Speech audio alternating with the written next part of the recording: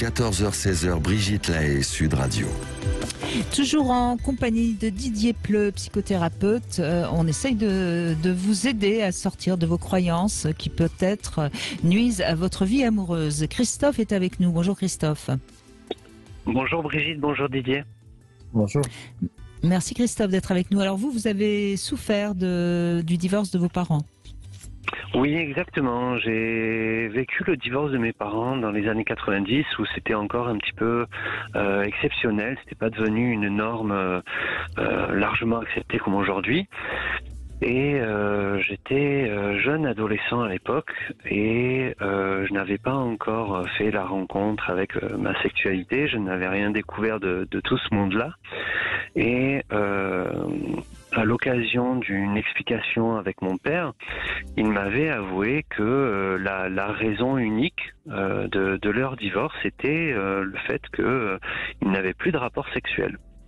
Et moi, jeune adolescent, ayant une vague idée de ce que c'était, mais pas plus, j'avais été très très choqué de ces paroles qui m'avaient beaucoup interpellé à l'époque, et je m'étais forgé une image du couple qui ne tenait que par les relations sexuelles. Et du coup, ça m'avait vraiment chamboulé. Et dans mon approche et ma approche des femmes, voilà, mon approche des femmes, mais du coup, je l'ai longtemps repoussé, et même à l'intérieur de relations, parce que pour moi, c'était synonyme d'échec ou de rupture ou de quelque chose qui allait mal finir. Et même mes premiers rapports, je les ai repoussés entre guillemets jusqu'à passer 20 ans, parce que je n'étais pas du tout à l'aise avec ça. Voilà, ça m'a mis une espèce de chape de plomb sur laquelle je n'ai pas vraiment pu évoluer librement. Oui, il y a une sorte comme ça de challenge presque impossible à surmonter. Parce que votre père vous dit juste, on s'est séparés, j'ai quitté ta mère parce qu'il n'y avait plus de sexe entre nous. Hein. C'est ça, juste cette phrase. C'est ça. Alors pas de façon aussi crue, à peine détournée, mais il n'y avait pas d'équivoque. Voilà. Donc moi. Comme tous les enfants d'une séparation, d'un divorce. Vous aviez quel âge au moment où il vous dit ça? Moi j'avais 12 ans. Oh oui. Donc au tout début de la puberté, quoi. Ouais. Voilà, c'était pas quelque chose. Oui, vous auriez eu 16, 17 ans, vous auriez pu relativiser ce qu'il vous disait, mais à 12 ans, c'est vrai que c'est un petit peu compliqué.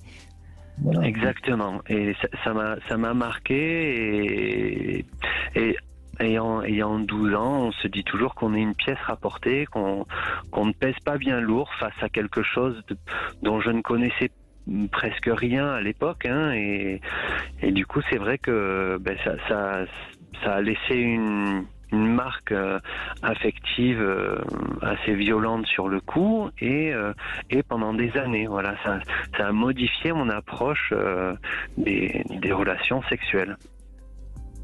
Didier, vous oui, jusqu'au moment où sans doute Christophe a rencontré le bon partenaire et qui a pu déconstruire tout ce qu'il avait dans la tête. C'est-à-dire si effectivement il a vécu en couple ensuite et puis qu'il y a eu à un moment donné une baisse du désir, mais que finalement il a reconstruit avec son conjoint quelque chose de solide, etc. Il a pu disputer, comme on dit dans notre jargon, ses premières conclusions qui étaient la sexualité c'est le ciment du sexe, ou au contraire le sexe c'est dangereux, etc. Tout ce qu'il nous a dit, parce qu'il l'a bien dit, il a forgé ces croyances-là suite à une réflexion comme ça de son père qui expliquait d'une façon un petit peu réduite le pourquoi du divorce, quoi. Alors effectivement, un enfant de 12 ans se dit pas, mais attention, j'ai un père un peu séducteur, et lui, il ne voit que dans la relation aux femmes que l'aspect sexuel, et donc il a fait la même chose avec ma mère. Un enfant ne peut pas voir les choses telles qu'elles sont, ou pour d'autres raisons, j'en sais rien, pourquoi son père a quitté sa maman, mais en tout cas, l'enfant, comme vous le disiez, Brigitte, il peut pas relativiser. Il peut pas prendre tout le réel en disant, mon père était comme ça, ma mère était comme ça, il y avait d'autres dissensions sur d'autres trucs, d'autres conflits sur d'autres choses, etc. Lui, il prend ça en amalgame, quoi. Conclusion, le sexe, c'est dangereux, faut faire gaffe, et ça a dû inhiber Christophe pendant des années en se disant, mais si je rentre dans une relation très proche comme ça, très sensuelle, je risque gros, je risque des ruptures, ou je risque d'être mal vu, ou je risque d'engranger je ne sais quoi. Mais c'est sans doute le réel qui a ramené progressivement une synthèse plus rationnelle. Que, oui, le sexe est important dans un couple, mais c'est pas forcément le tout, c'est pas forcément le ciment. Et si ça s'effrite un peu, on peut reconstruire ou trouver d'autres choses via la tendresse ou des tas de choses ou des valeurs communes, etc.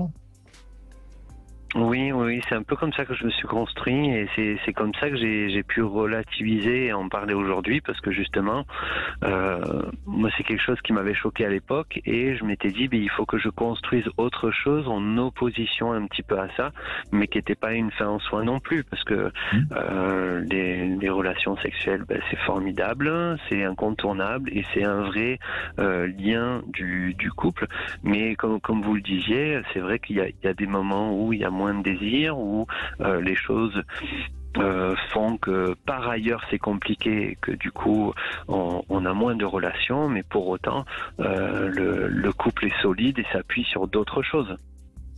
Si j'entends bien, Christophe, finalement vous avez mis en place dans votre tête en tout cas l'idée que au fond un couple c'est pas forcément ça doit pas se reposer sur le sexe, quoi.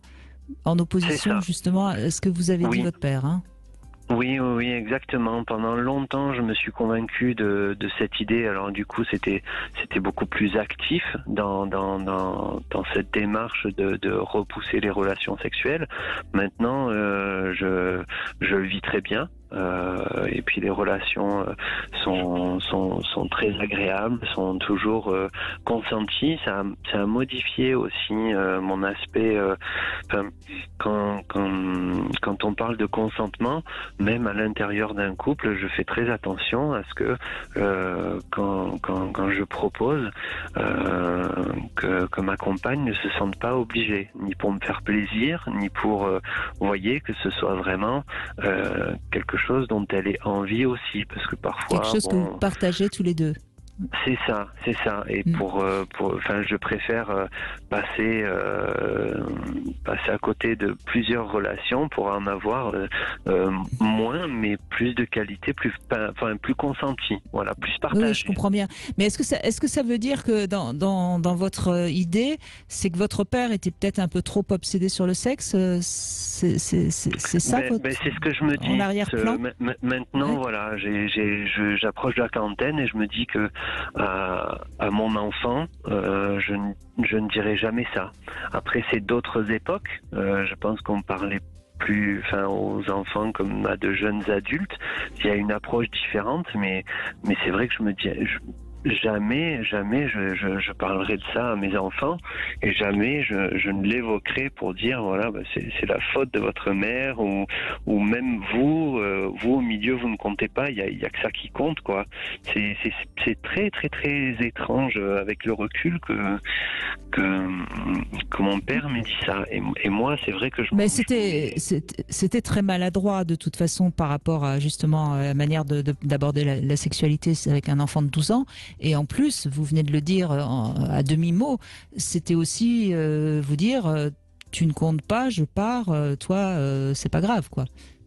Oui, c'est ça exactement. C'est ce qui m'a blessé dans un premier temps également. C'était un packaging, comme diraient les gens dans le commerce.